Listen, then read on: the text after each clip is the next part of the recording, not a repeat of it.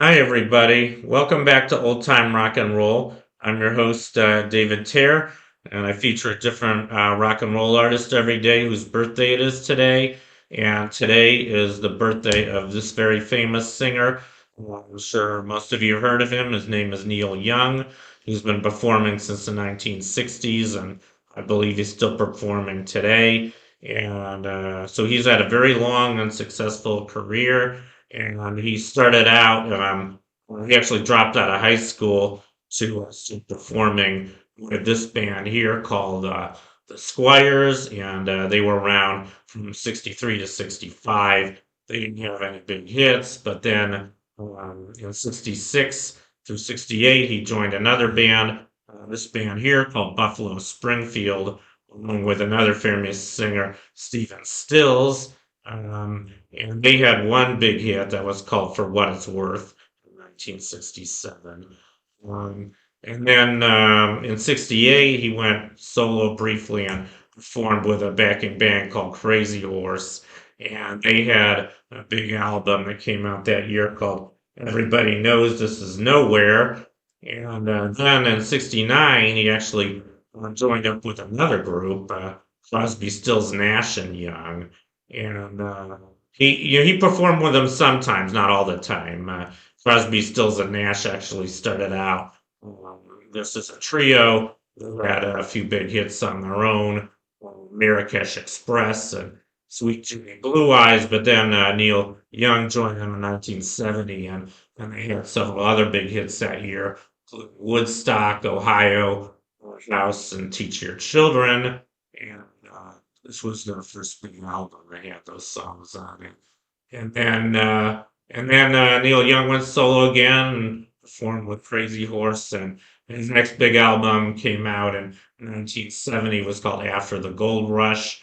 And this one he had the title track as well as a song called Southern Man.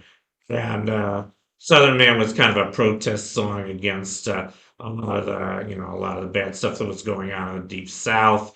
And that kind of got ridiculed by this band here. Lynyrd Skinner, they were a very big Southern rock band, and in '74 they had one of the biggest hits called Sweet Home Alabama. I'm sure you've all heard that song.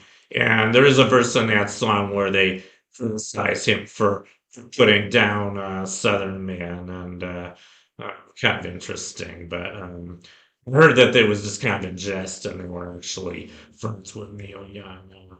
But anyway, so then his next album came out. I think these are on board. He had another album in '72 called Harvest. I think it's on here somewhere. Yeah, Harvest. This one had some other big hits on it, including the title track Harvest, as well as I think his biggest hit, the only one that went to number one, Heart of Gold, and also a song called Old Man. So that was his next big album. And then in '78, he had an album called Comes a Time, and this one he had the songs Lot of Love, and Lot of Love actually became a hit the following year for a woman named Nicolette Larson, kind of a one-hit wonder, but he sang it himself on this album. Also had a song called Four Strong Winds. Then I should go back here because these are out of order. But in 1989, he had a big live album called Freedom.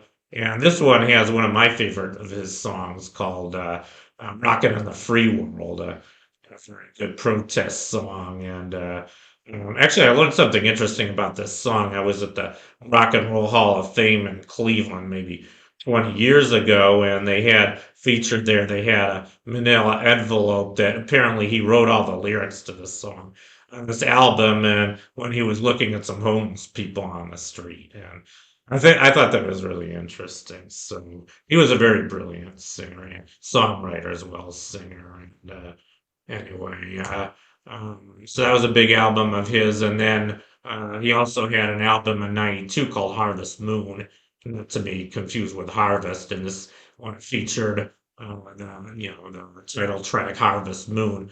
Beautiful song, in case you haven't heard it.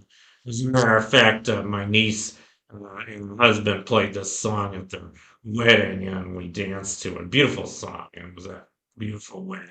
was really appropriate for the wedding. Um, and then I guess that was pretty much all the big albums he had. But he also was featured in some movies. He starred in this fictional movie called Human Highway that came out in 1982. I never saw it, but there's a movie poster for it. And he was also in several documentaries, and I think one of his biggest documentaries was called Deja Vu. This one came out in 2008. So he's had a very big career, and he's a really great artist, I think. And that's my profile on Neil Young. I hope you enjoyed it, and I'll see you next time.